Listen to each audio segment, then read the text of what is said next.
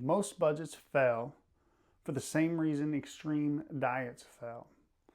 They look good on paper, but they collapse in real life. If your budget only works when you're perfect, then let's be honest, it's just a fantasy. The problem isn't that people are bad with money. The problem is most budgets don't budget for being human. And this is why extreme budgets fail. Let's dive in. First off, the lie. Most extreme budgets say the only way for you to get ahead in life, the only way for you to stop living paycheck to paycheck is by cutting everything out, throwing all your money at debt, and living like this for 6 months, a year, or until you hit a certain milestone. That is a bold-faced lie. You do not have to cut everything out and sacrifice all of those things that keep you sane, that make you human in who you are, to be able to get ahead. You just need a system that's going to work for you in your life. And that's the problem with extreme budgeting. Short term, that sounds great. It makes sense. Hey, I'm cutting out all of these extra expenses. I'm going to throw everything at debt, and I'm going to get debt free and then be able to live the life I want to live. That is all of our goals. That is a thing that a lot of us strive for. Why it works in the short term is super simple. You are excited, you are motivated. You can stick with that for a month, 2 months, 3 months, however long it may be. Why it fails long term is because it's not accounting for life. It's accounting for you being able to go straight through life without having any hiccups, any roadblocks hit you, and not accounting for how it's going to make you feel psychologically, how it's going to make you feel telling all your friends no, you can't go out, not being able to reward yourself. It's not taking in any of those considerations, and that's why it fails. And that's why, for me, extreme budgeting is such a lie for most of us out there, because it's not accounting for us being human, us having those rough weeks at work, us having those problems in our daily lives of something coming up, something happening that needs our attention or needs our finances. And that's where the real failure point with extreme budgeting is the stress that it adds, the stress that it causes. You may stick to this for the first couple months and everything's running great, but now something has come up. Now you're stressed out. You're stressed out at work. You've had a long day. You've had a long week. You want to decompress, but you can't because you're in this extreme budgeting path that you need to stick to, because this is going to get you where you want to be. So it creates burnout and has you feeling just so burnt out on doing this thing consistently and being disciplined about it, but you're still stuck in it. You're still going through it and just miserable.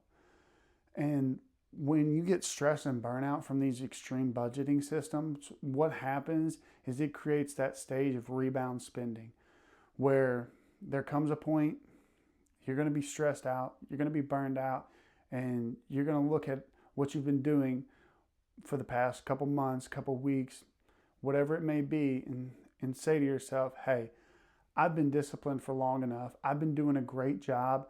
I'm going to go out there and I'm going to reward myself, whether it be a night on the town with some friends, a nice dinner, splurging on Amazon, going to buy something that brings you joy and happiness.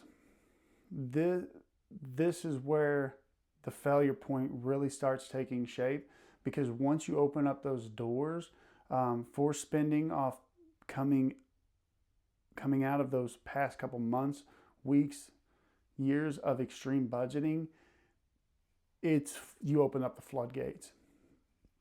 So now, instead of it being hey, I'm going to enjoy myself this one little moment, this one little day, this one little weekend, it opens up the floodgates where now you start spending all this extra money on all these different things, and then you have to budget properly and accordingly to get to the next paycheck. Now you're back in that paycheck to paycheck cycle. Or maybe you over leveraged on that rebound spending, and now you've got to put money back on your credit cards that you've just paid off or have been working on paying off.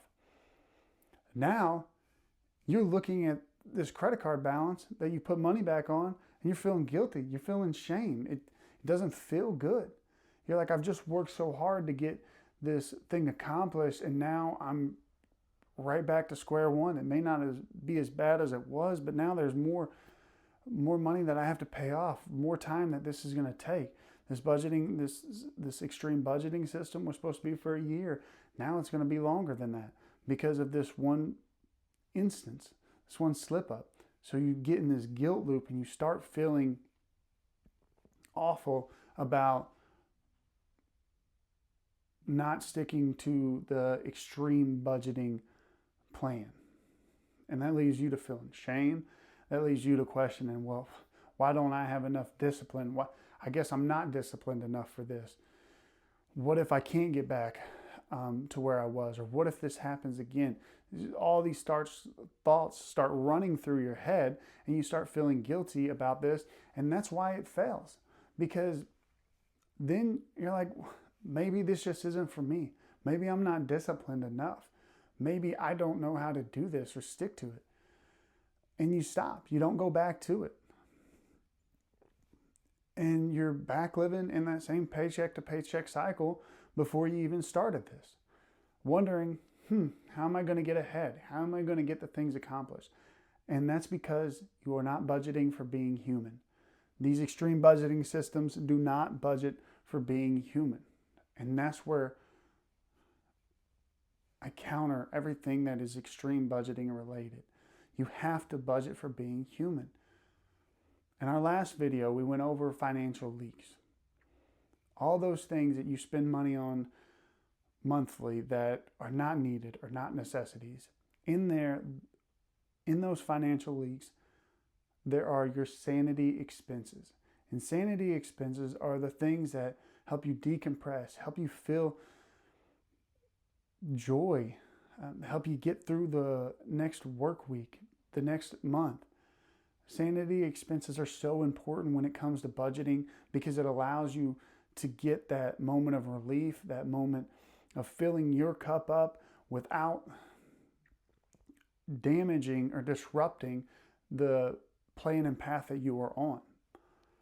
And just to provide examples for this, I have been one of those people that tried the extreme budgeting.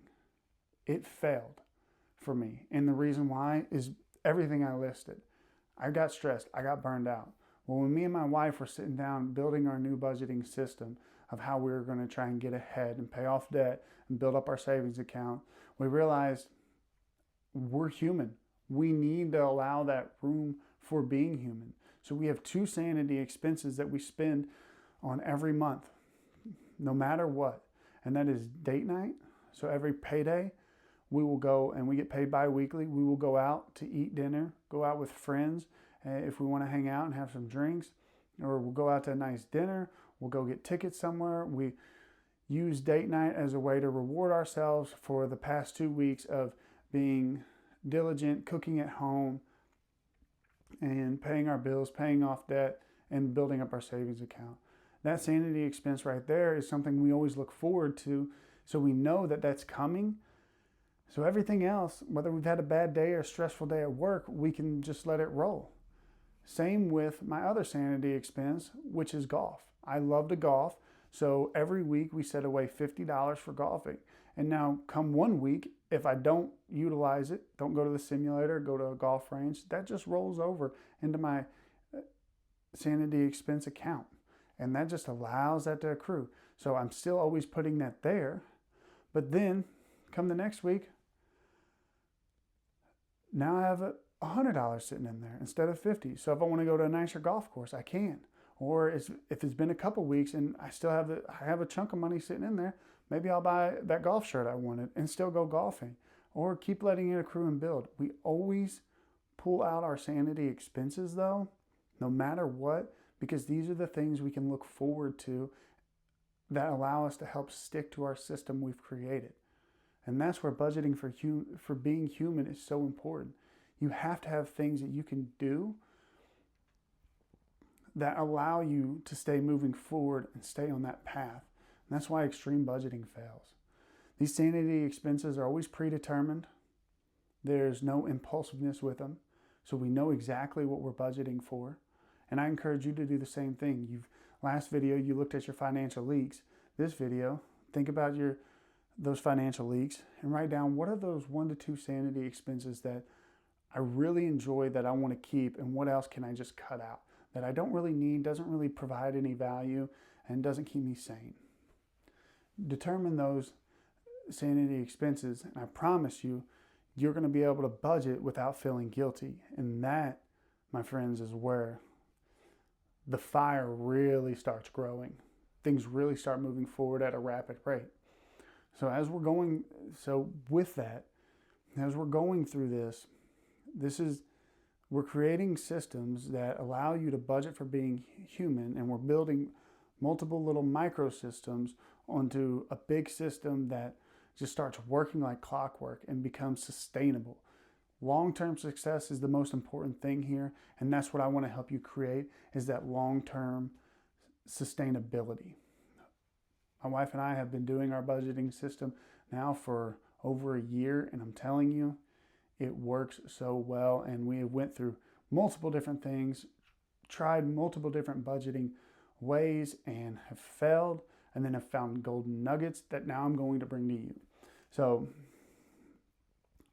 in the next video, this is where we're going to take your financial leaks, your budgeting for being human, and we're going to start putting everything together and teach you your first budgeting system that is super easy to do, super simplistic, but allows you to start getting ahead and breaking those paycheck to paycheck cycles and putting money back in your pocket from your own income without having to go get another job, without having to do anything extra.